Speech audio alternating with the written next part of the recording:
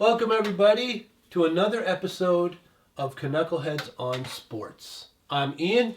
I'm Rich. And I think you might have something to talk about. Oh, yeah. Well, you know what? That's why we're sitting here in front of the camera. That's right. You know, I think we're going to go through today, talk about the evolution of the code. There's a lot of talk about the code in hockey and how you protect each other or you protect yourself and who's responsible and dirty hits and clean hits. And I don't remember it exactly the way they're talking about it these days.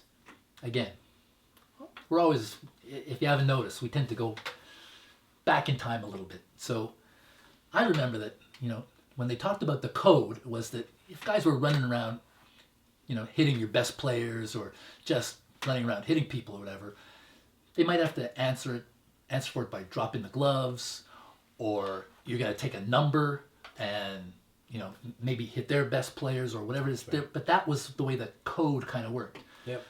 What it seems to be now is this pack mentality that whether it's a dirty hit or a clean hit, doesn't matter. You're going to get jumped by the team of the victim. Yeah. Nobody's dropping their gloves. Nobody's fighting.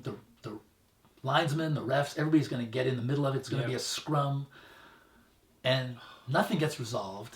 And I think I've heard the term Gen Z brawl, which is what they've called it. I'm sure I'm offending a lot of Gen Zers out there. That's too bad.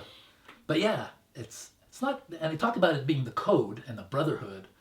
That's not the code that I remember. No. I don't know about you. No, the thing that I certainly remember is, there were occasions where a dirty hit might happen, and a teammate would come in and fight. Yeah. Or you might have to answer for something like that. Or you would definitely have to answer for that. You would answer for it, but in several ways. It was either that, or you take a number and you just clock the guy later.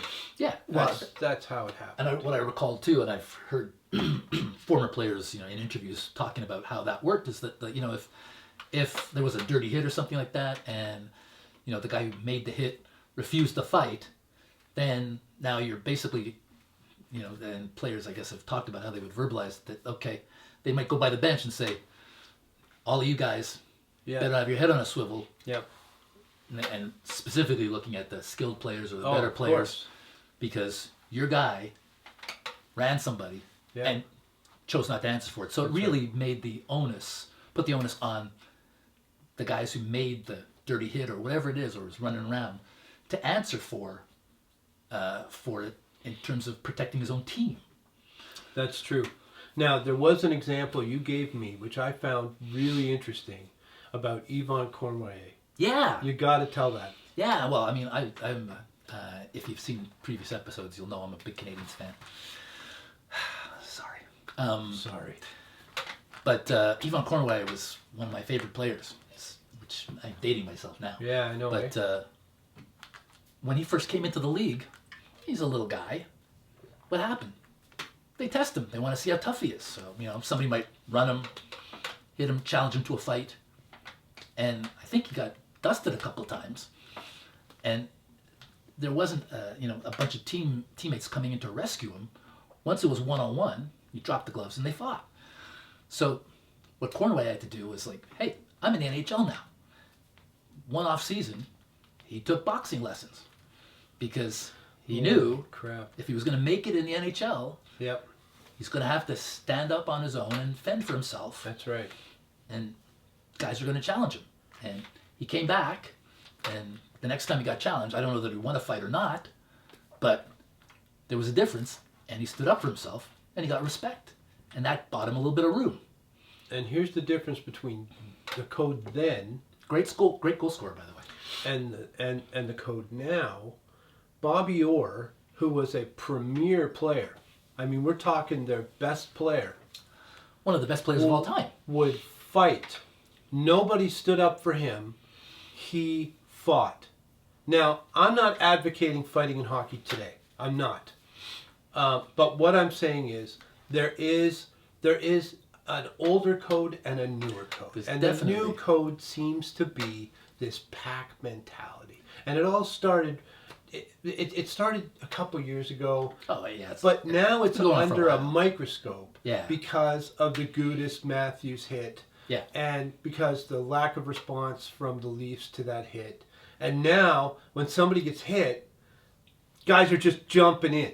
The whole team is just jumping in. I think that the problem that everybody really was pointing out with the Leafs is that they weren't adhering to that, pack mentality, kind of brotherhood code. Yeah. Where when Matthews got hit, doesn't matter if you're a fighter or not or whatever.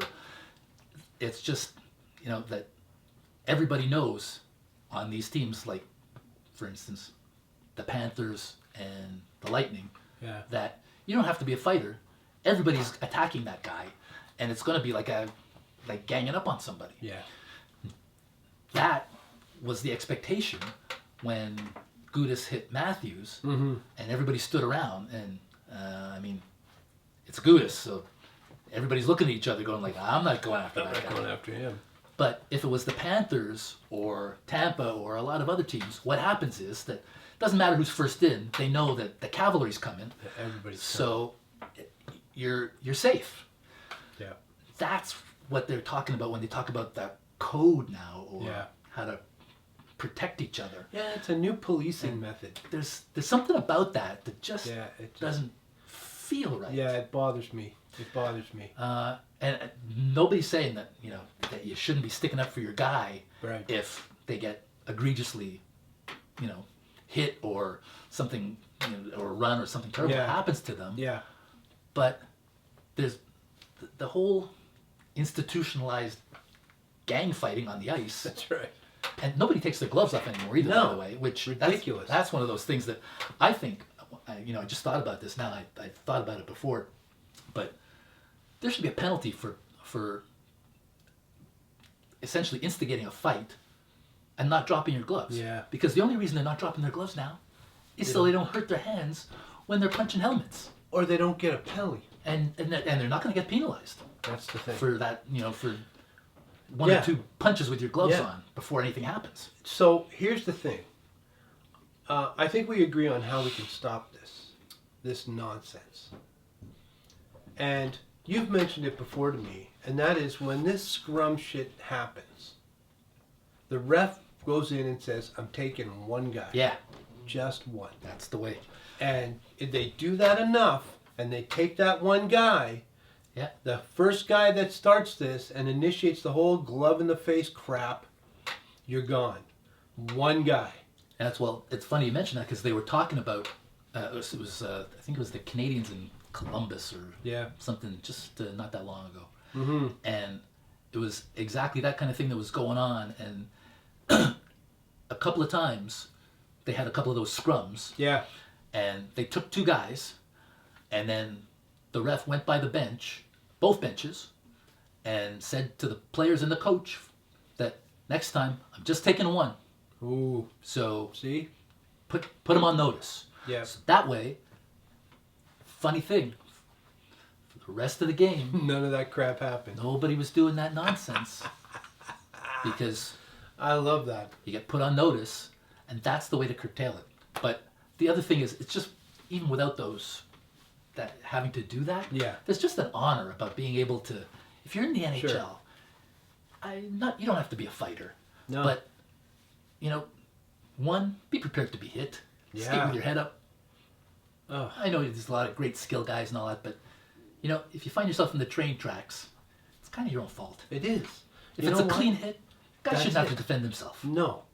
The thing that does drive me crazy is that guys can't take a hit. Yeah. Hitting is part of hockey. It's been a part of hockey from the very beginning. A body check is a body check, and if you had your head down and you got clocked, Yeah. sorry man, you're on your own. And, there's a thing, too, that I heard, I can't remember if it was a coach or a player, that actually kind of made a little bit of sense to me, so I gave it a little bit of I remember time. you saying. Yeah, where, even if it's a clean hit and somebody gets wiped out, there might be a fight. If there's, because the team that that the victim of the hit was on Right. is potentially going to lose some momentum based on the fact that a big hit was made, the crowd's into it, especially if you're on the road. Yep. The crowd gets into it. The team that of the player that made the hit gets a lot of momentum and energy from that. And so what the team that was victimized does is somebody goes and drops the gloves with that guy that made the hit to kind of take the momentum away if they can. Yeah. Strategically, I understand that. I get that. I totally get that. The whole team jumping that guy, Yeah, it doesn't make sense. I don't get that. Yeah, I don't get that either. And that Well, and here's the thing. The only way I can kind of understand that is that not everybody is a fighter. I get that. Yeah. Like, there are skilled guys in the NHL who don't fight. And Yeah. that's 100%. I get that. So the only way they combat that now is by jumping in. And there's a better way to do it, and that's take a number and just clear the guy's clock. Well, that's it. And that's the other thing too. Is like, so if you're a skilled player, is the victim of getting caught in the trolley tracks, Yeah. and okay, not going to be a fight necessarily. It doesn't have to be, but everybody on your team, being the team of the victim, puts the other team on notice that okay, if we're going to be taking runs at guys, better keep your head up. That's it. Well, and now there's a whole other episode talking about head down and hitting guys in the head and all that stuff. I understand that part, but when I was coming up, if you kept your head down and you got hit, guess what? That's your fault. You shouldn't. But head injuries the way they are, and that's a whole other episode. Yeah, that is a whole so we want to hear from you guys. What do you Yeah. guys think about this pack mentality? What's your opinion? New code? What's your opinion on this code? Let us know in the comments. What do you bet we hear a lot about Grandpa? What are you pointing at me for, Grandpa? Pipe down. Wait a minute, you're older than I am. Okay, so let us know in the comments. Oh, what a prick. Let us know in the comments what you think about this pack mentality. Thank you very much for spending time with us. We know it's important to you all this time that you have, and you spent some with us, and that means a lot to us. So give us a like and a subscribe. Yeah. That'll help the channel. And until next time, keep shooting. Keep your head up crossing the blue line. That's right.